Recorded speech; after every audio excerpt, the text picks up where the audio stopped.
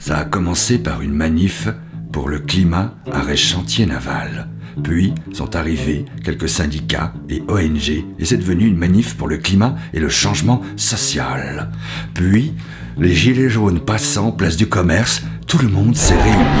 Puis sont arrivés les soutiens de la ZAD, puis quelques anarchistes, puis les jeunes des banlieues alentours, notamment des employés dans des PME. Puis il y a eu des chômeurs, puis c'est la fête à Macron, c'est la fête de la... Lâchez-moi, je n'ai rien fait! Tu viens pour me piller, tu viens pour m'exploiter, tu viens pour me faire chier, tu viens pour m'arnaquer, tu viens pour me piller. C'est vrai que depuis quelques jours, on sent dans les restaurants, quand on croise les gens, ça commence à discuter. Mais les gens ont peur parce que BFM fait monter la pression, la violence, etc. Jeunes versus dérèglement climatique. Ouais, vous voulez dire donc que vous êtes la génération qui allait se prendre le réchauffement dans la face, quoi. Exactement, nous sommes sûrement les prochains concernés. Donc voilà, il nous faut agir. On est une génération qui veut bouger, qui veut dire les choses. Alors il est important pour nous de montrer qu'on est là pour le climat et qu'on est là prêt à bouger. Je pense que l'écologie doit être présente dans toute la politique actuelle. Donc on ne peut pas le mettre uniquement dans un parti par exemple. Je pense qu'il y a beaucoup de nouvelles idées qui veulent émerger, beaucoup de choses qui se font, qui ne se faisaient pas avant. Et marre de cette mascarade qui veut opposer la fin de mois à la fin du monde. Si on avait développé les transports en commun, si on n'avait pas laissé s'enclaver des régions entières, si les gens n'étaient pas obligés dans certaines régions de prendre leur bagnole parce qu'il n'y a rien d'autre, si on n'avait pas fermé les services publics, si on avait permis aux gens de résider pas loin de leur travail, on n'en serait pas là. Et je ne vous parle même pas des jets privés qui sont le summum du gaspillage. Même avec votre taxe, ils continueront à polluer ces gens-là. Finalement, votre taxe, c'est le droit de polluer pour les riches. Les élections anticipées, est-ce que ça nous trotte dans la tête? Est-ce qu'on y croit ou je crois que c'est la seule sortie de crise. La seule sortie de crise possible. Oui, c'est vraiment la seule sortie de crise, hein, parce qu'on ne pourra pas faire autrement de toute façon. Hein. Ce gouvernement-là, ça ne peut plus durer. Il fait supporter beaucoup trop de taxes et beaucoup trop de choses aux gens qui sont dans des difficultés pour survivre. Donc maintenant, c'est terminé. Et en plus, il faut une représentation du peuple. Et parce que les gens maintenant veulent donner leur opinion sur les lois qui sont votées. Voilà, et qu'on ne décide pas autoritairement. Si Macron ne démissionne pas, il va falloir le destituer. Parce que Macron, je dirais pas que c'est une erreur du système, mais ça montre à quel point le système de la 5ème République, il est complètement vermoulu.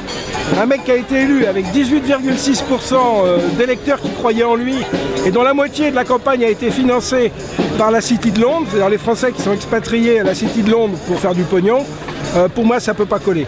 La City, c'est un paradis fiscal en plein cœur de Londres. Les autres présidents n'étaient pas forcément bien meilleurs, mais au moins ils donnaient le change. Par une connerie énorme, la City elle a misé sur le plus mauvais des candidats qui a révélé à quel point le système était pourri. Je dirais que c'est même pas lui le problème, c'est ce qu'il représente. Ce qu'il représente, c'est la puissance de l'argent et tout ce que ça rend indécent. Il comprend pas ce que les gens vivent.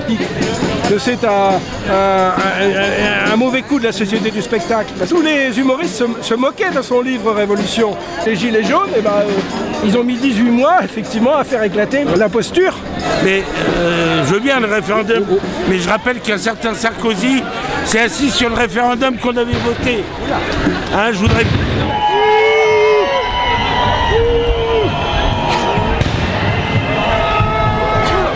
Si ça continue comme ça, je crois que les gens ne croiront plus du tout au libéralisme. Je crois que le libéralisme aujourd'hui est en train de décliner. Il n'y a pas de compatibilité entre l'avenir de la planète et le libéralisme. Tel qu'il s'affiche, c'est une dictature. Moi, je ne fais pas confiance au marché pour résoudre nos problèmes. Est-ce que tu fais confiance au parti? Je fais confiance à la représentation populaire, oui.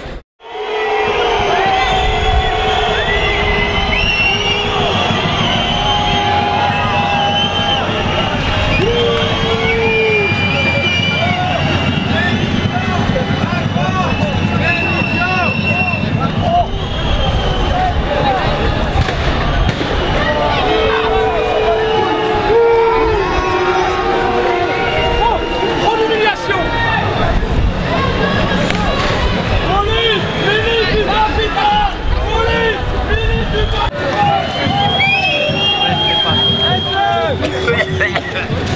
j'ai un pote qui est passé chez moi à Paris là.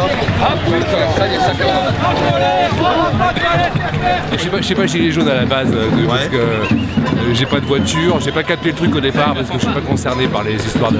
Ah mais tu sais, tu as conscience que c'est plus que la bagnole maintenant. Ah ben voilà, c'est pour ça, au début quand ça a commencé il y a 3 semaines, j'ai pas compris le truc. Ouais. J'ai cru que c'était une blague même. Quand j'ai vu ce qui s'est passé à Paris, la façon, pendant les manifs loi travail, j'ai vu qu'il se passait la même chose et que voilà, il y avait un truc qui pouvait dépasser juste la question du coût du pétrole, quoi. Aussi la justice généralisée, la justice de classe qui est dégueulasse. Par exemple, alors je sais pas si tu as vu ça qui est sorti il n'y a pas très longtemps, au début des Gilets jaunes, il y a à Marseille des femmes et des hommes de ménage qui sont, à cause de la travail, qui se retrouvent à devoir de l'argent à leur patron. Et qui se sont, donc qui vont avoir les huissiers sur le dos, des gens qui gagnent 800 ou 900 balles par mois, qui vont devoir rembourser tous les mois 300 à 400 balles à leur patron.